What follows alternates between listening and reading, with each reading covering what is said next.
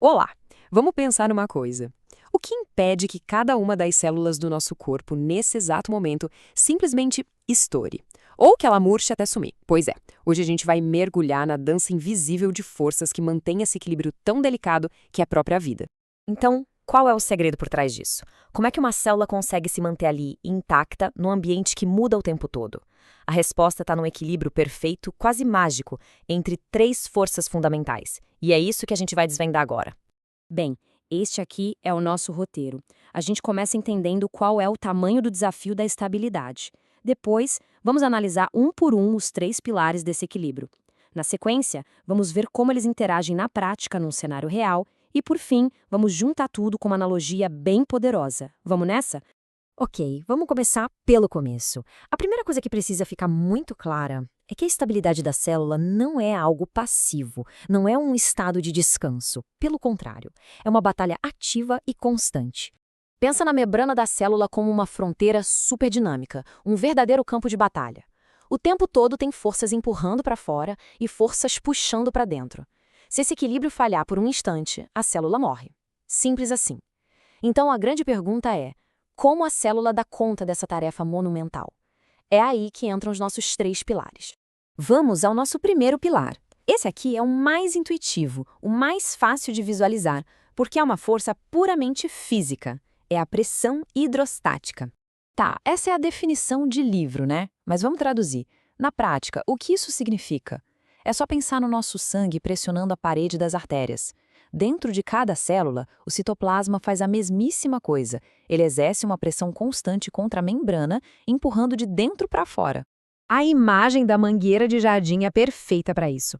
O líquido ali dentro da célula está o tempo todo forçando a membrana para fora. É uma força que, se não fosse controlada, faria a célula explodir feito um balão de água cheio demais. Agora vamos para o segundo pilar. Se a pressão hidrostática é uma força que empurra, a osmolalidade é uma força química que puxa. É a contraparte. O pulo do gato aqui é entender que a osmolaridade dita as regras da osmose.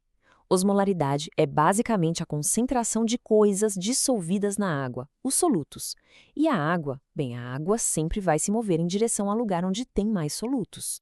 Essa imagem do ímã é a chave de tudo. Pensa nos solutos como sódio, glicose e proteínas como se fossem pequenos ímãs que ficam puxando as moléculas de água na direção deles através da membrana da célula. E aqui está o exemplo clássico para entender isso. Numa solução isotônica, a quantidade de ímãs dentro e fora da célula é a mesma. A água entra e sai na boa e a célula fica estável. Agora, numa solução hipertônica, tem muito mais ímãs do lado de fora. Eles puxam a água para fora e a célula murcha toda. E no cenário oposto, o hipotônico, a célula é que tem mais ímãs. Ela puxa a água para dentro, contudo, incha e corre um sério risco de estourar. É um mecanismo de vida ou morte. Chegamos ao nosso último pilar, que funciona como o grande juiz de todo esse sistema, a eletroneutralidade. Simplificando, a natureza odeia desequilíbrio de cargas elétricas. Em qualquer compartimento biológico, seja dentro ou fora da célula, o número total de cargas positivas tem que ser igualzinho ao número total de cargas negativas. O saldo final tem que ser sempre zero. A analogia da balança é perfeita. De um lado, as cargas positivas, do outro, as negativas. E a balança tem que estar sempre em equilíbrio. Essa regra fundamental acaba governando a distribuição dos íons e, por consequência, a própria osmolaridade. Percebe como tudo está conectado? E olhem só que fascinante essa tabela. As concentrações de íons como o sódio e o cloreto são radicalmente diferentes dentro e fora da célula. Mas como num passe de mágica, quando a gente soma o total de cargas em cada lado, o resultado é sempre zero. A eletroneutralidade é a lei. Agora que a gente já entendeu os três pilares separados, vamos ver como eles dançam juntos num cenário do mundo real, onde um pequeno desequilíbrio pode ter consequências bem graves. Vamos imaginar a seguinte situação clínica: um paciente que por algum motivo tem uma queda brusca nos níveis de sódio fora das células. É um quadro chamado hiponatremia, uma coisa que parece simples, mas que dispara uma cascata de eventos perigosos. E aqui a gente vê a interdependência em ação. A queda de sódio quebra a regra da eletroneutralidade e, ao mesmo tempo, diminui a osmolaridade lá fora. O interior da célula vira um ímã muito mais forte e começa a puxar a água para dentro desesperadamente. Esse influxo de água aumenta a pressão hidrostática e as células começam a inchar. Se isso acontece no cérebro, temos um edema cerebral. Veja como um único desequilíbrio iônico gerou um efeito dominó catastrófico. Para fechar, vamos usar uma metáfora que ajuda a amarrar tudo isso. A regulação do equilíbrio da célula não é um monte de processos isolados. É muito mais como uma sinfonia perfeitamente coordenada. Nessa orquestra, cada uma das forças que a gente discutiu aqui tem um papel que é simplesmente insubstituível.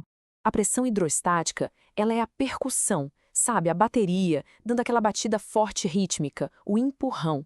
Já a osmolalidade, ela seria a seção de cordas, os violinos, criando a tensão melódica, o puxar, que faz a música fluir. Mas só com esses dois a gente teria o caos. E a eletroneutralidade, ela é um maestro silencioso. O maestro não toca nenhum instrumento, mas sem a sua liderança, a sinfonia vira só barulho. É a eletroneutralidade que garante que cada músico toque na hora certa, que tudo esteja perfeitamente equilibrado. É ela que transforma o caos em harmonia, na música da vida. E fica aqui a reflexão. Onde mais na biologia essa mesma orquestra está tocando? Pense na função dos rins, na transmissão de um impulso nervoso, na absorção de nutrientes. Em todos esses processos e em tantos outros, é essa mesma sinfonia que está acontecendo. Compreendê-la é compreender a própria essência da fisiologia.